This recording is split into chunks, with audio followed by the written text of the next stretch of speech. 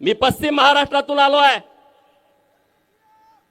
1962 ला इंग्रजांच्या विरोधामध्ये लढणारे क्रांतिसिंह नाना पाटील सातारा लोकसभेमध्ये हरले. परंतु 1967 ला याच भूमीनं त्यांना लोकसभेमध्ये पाठवलं होतं. याचा सर्वस्वी अभिमान माझ्यासारख्या कार्यकर्त्याला आहे.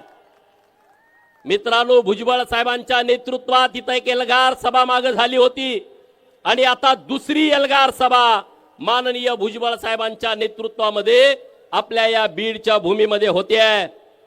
भटका विमुक्त, ओबीसी, मायनर ओबीसी 346 जाती आहेत. मित्रांनो,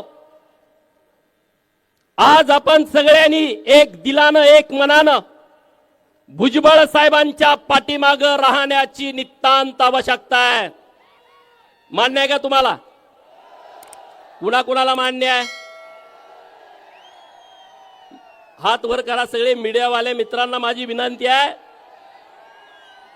ते आमच्यामध्ये भांडणं लावू पाहतायत. जरा हात थोडा वेळ वर धरा. ते आमच्यामध्ये भांडणं लावू पाहतायत.